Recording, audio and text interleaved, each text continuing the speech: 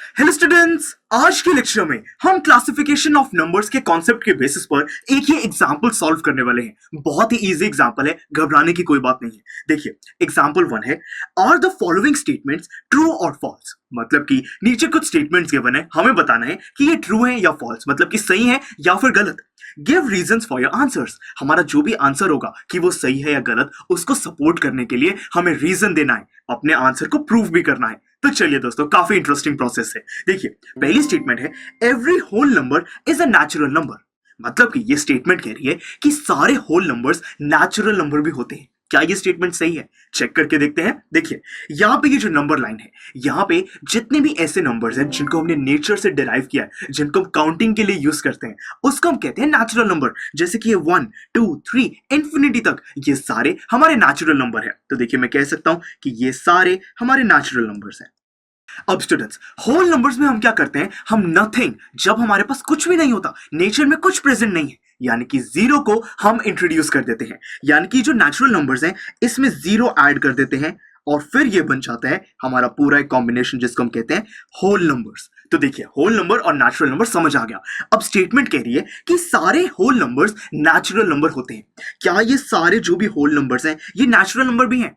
नहीं दोस्तों, देखिए 1 2 3 ये होल नंबर भी है, नेचुरल नंबर भी है, ठीक बात है। परंतु जीरो जीरो एक होल नंबर है पर नेचुरल नंबर नहीं है। तो मतलब कि ये जो स्टेटमेंट है ये फॉल्स है। रीजन हमें पता चल गया कि जीरो की वजह से, जीरो एक होल नंबर है पर नेचुरल नंबर नहीं है, यानी कि हमें एक ऐसा नंबर मिल गया जो कि होल नंबर है पर नेचुरल नंबर नहीं है। ये स्टेटमेंट गलत है दोस्तों। ये वही बात है जैसे कि अगर मैं कहूं कि डॉग एक एनिमल है, सारे डॉग्स एनिमल है, ठीक है, पर क्या मैं ये कह सकता हूं कि सारे एनिमल्स डॉग हैं? नहीं, टाइगर भी है, फिश भी है, बर्ड भी है, कुछ भी हो सकता है। तो उसी तरीके से every whole number is a natural number, ये गलत है। पर हाँ, अगर हम ये कहें कि सारे नेचुरल नंबर होल नंबर होते हैं, वो बात सही है, क्योंकि होल नंबर की डेफिनेशन ही यही है।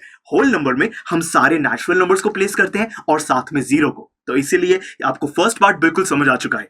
सेकंड पार्ट देखिए, every integer is a rational number. क्या हम ये कह सकते हैं कि सारे इंटीजर्स रैशनल नंबर होते हैं? एक बार समझ लेते हैं इंटीजर्स क्या है। इंटीजर्स मतलब कि ये सारे होल नंबर्स तो हैं ही, साथ में ये नेगेटिव नंबर्स भी। मतलब कि ये नंबर लाइन पे मैंने ये जो कुछ भी रिप्रेजेंट किया है ये सारे हमारे इंटीजर्स हैं। तो देखिए स्टेटमेंट कह रही है कि हर इंटीजर एक रैशनल नंबर होता है। दोस्तों रैशनल नंबर आपको पता है, कोई भी ऐसा नंबर जिसको हम वो न्यूमरेटर और डिनोमिनेटर की फॉर्म में रिप्रेजेंट कर सके।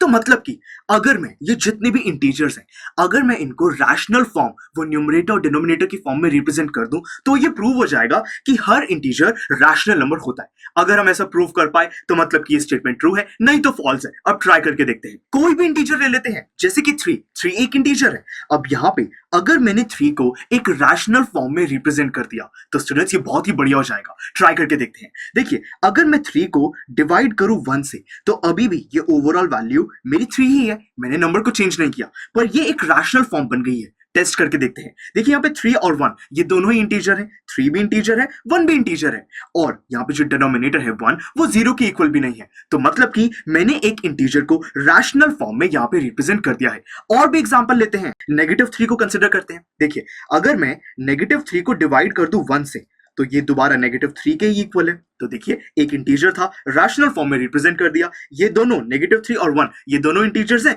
1 0 के इक्वल नहीं है, तो ये भी हमारा एक रैशनल फॉर्म में रिप्रेजेंट किया जा सकता है। अब जीरो की बात कर लेते हैं। देखिए ये 0 है, अगर मैं इसको डिवाइड करूं 1 से, क्या मैं ऐसा कर सकता हूं? देखिए दोस्तों यहाँ पे 0 डिवाइडेड बाय 1, 0 और 1 ये दोनों p बाय क्यू की फॉर्म में है, ठीक है, दोनों इंटीजर्स हैं, बिल्कुल सही बात है। डिनोमिनेटर 0 के इक्वल नहीं होना चाहिए। यहाँ पे डिनोमिनेटर क्या है? 1 0 के इक्वल नहीं है, तो सही बात है। और ये किसके इक्वल होगा? 0 के। तो एक इंटीजर है जिसको मैंने रैशनल फॉर्म में रिप्रेजेंट किया, तो मैंने 0 को भी रैशनल फॉर्म में रिप्रेजेंट कर दिया। तो इससे हमें क्या पता चलता है दोस्तों कि हर जो इंटीजर है वो रैशनल फॉर्म में रिप्रेजेंट किया जा सकता है। मतलब कि हर इंटीजर रैशनल नंबर हो सकता है। तो ये स्टेटमेंट बिल्कुल ट्रू है, हमने बहुत सारे एग्जांपल से इसको प्रूव कर दिया। अब नेक्स्ट स्टेटमेंट देखिए, every rational number is an integer. अब ये उल्टी बात कह रहा है कि क्या हर रैशनल नंबर इंटीजर होता है? एग्जाम्पल लेते हैं, जैसे कि देखिए यहां पे मैं कोई नंबर लिखूं 1/2। अब ये जो 1/2 है, देखिए सिंपल सा नंबर है, 1 और 2 दोनों हमारे इंटीजर्स हैं, p बाय क्यू की फॉर्म में है। 2 जो कि डिनोमिनेटर है ये 0 के इक्वल नहीं है, तो ये एक रैशनल नंबर है। तो every rational number is an integer. क्या ये 1/2 एक इंटीजर है? ये नंबर लाइन पे प्लेस्ड है?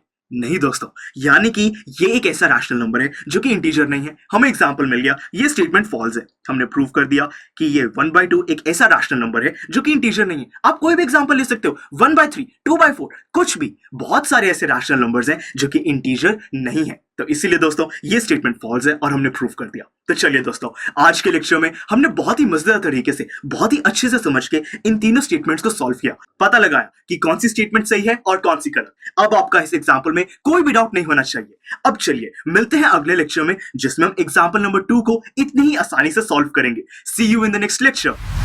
आई एम श्योर स्टूडेंट्स, आपको ये लेक्चर काफी पसंद आया होगा और ऐसे ही मजेदार तरीके से अपने हर एक कॉन्सेप्ट क्लियर करने के लिए डाउनलोड कीजिए PUStack ऐप को, जहां पर आपके पास और भी बहुत सारे ऑप्शंस होंगे, जैसे कि back exercise solutions, tip videos, sample papers and much more. So what are you waiting for? Download the app now.